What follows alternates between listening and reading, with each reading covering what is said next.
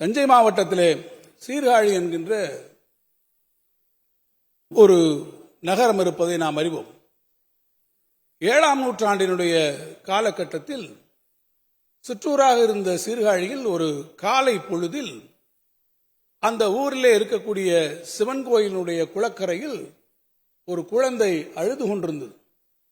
அந்த குழந்தை பசியாலே கதறி அழுதபோது அந்த குழந்தையினுடைய பசியை ஆற்றுவதற்கு அதனுடைய அன்னை அருகில் இல்லை, அதனுடைய உற்றாரும் சுற்றாரும் உறவினரும் அருகில் இல்லை.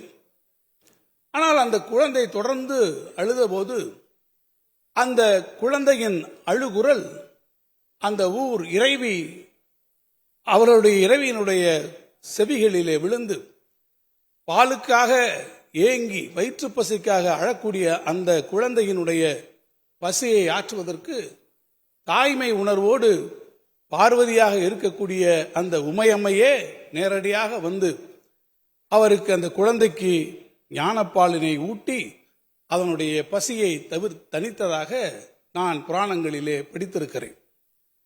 அப்படி உமையம்மையே வந்து ஞானப்பால் ஊட்டியதால் தான் நாளும் இன்னசையால் தமிழ் பிறப்பும் ஞானசம்பந்தனாக அந்த குழந்தை உருவாயிற்று என்பதும், அதை ஒட்டி அந்த குழந்தை தோடுடைய செவியன் விடையேறி ஓர் தூவென் மதிசூடி காடுடைய சுடலை பொடி பூசி என் உள்ளம் கவர் கள்வன் என்று அழகிய தமிழிலே அந்த குழந்தை பாடியதாகவும் நான் படித்திருக்கிறேன். பேரவையினுடைய தலைவர் அவர்களே, அன்றைக்கு ஒரு மழலையினுடைய அழுகுரலுக்கு உமையம்மை நேரடியாக வந்து இறைவியே வந்து பாலூட்டினாள். மலைமகள் அன்றைக்கு அந்த குழந்தைக்கு பாலூட்டினாள்.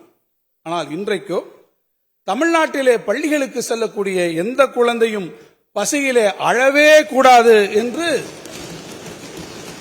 தமிழ்நாட்டினுடைய தலைமகனாக நம் உள்ளம் கவர் கல்வனாக இருக்கக்கூடிய நம்முடைய மாண்புமிகு முதலமைச்சர் அவர்கள் காலை உணவு திட்டத்தை இன்றைக்கு நமக்கு அவர்கள் வழங்கி இருக்கிறார்கள்.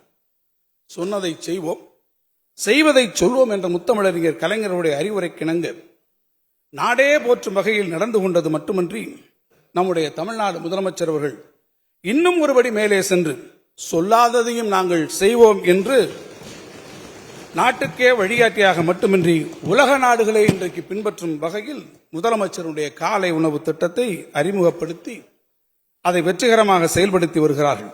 1924ஆம் ஆண்டு நீதி கட்சியினால் சென்னை 1000 விளக்கு பகுதியிலே தொடங்கப்பட்ட மதிய உணவு திட்டம் இன்றைக்கு லட்சக்கணக்கான குழந்தைகள் பயன்பெறத்தக்க அளவில் மதிய உணவு திட்டம் சத்துணவு அளிக்கும் திட்டங்களாக மலர்ந்து கொண்டிருக்கிறது.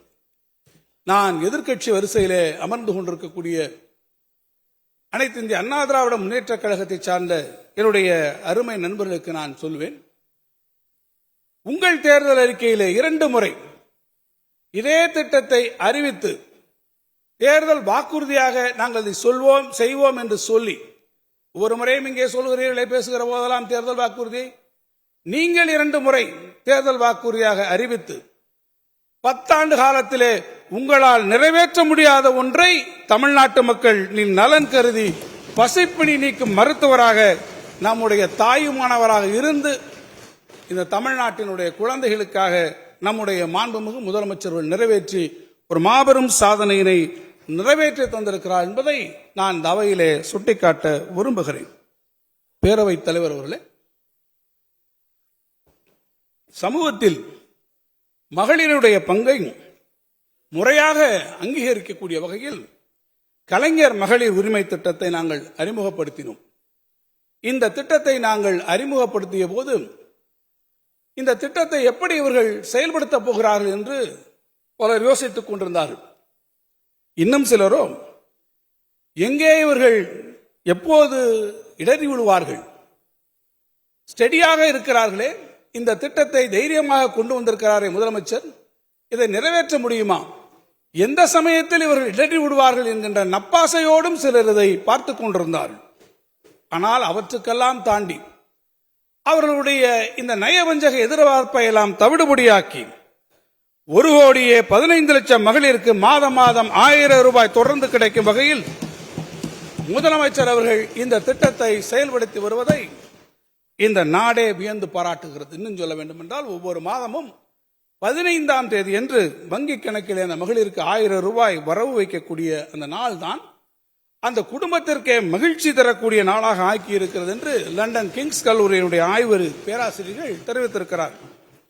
இந்த மகளிர் உரிமை தொகையை எதற்காக அவர்கள் பயன்படுத்துகிறார் என்று பார்த்தால், சேமிப்பாகவும் குழந்தைகளுடைய படிப்பு செலவு, மருத்துவ செலவு போன்ற அத்தியாவசிய செலவினங்களுக்கும் இதை அவர்கள் பயன்படுத்துகிறார்கள். மகளிர் உதவி பெறும் வகையில் ஒரு மாபெரும் திட்டத்தை அறிவித்து செயல்படுத்தி வருவது இன்றைக்கு உலகளாவிய அளவிலே நம்முடைய மாண்புமிகு முதலமைச்சர் அவர்களுக்கு ஒரு மாபெரும் பாராட்டுதலை பெற்று தந்திருக்கிறது.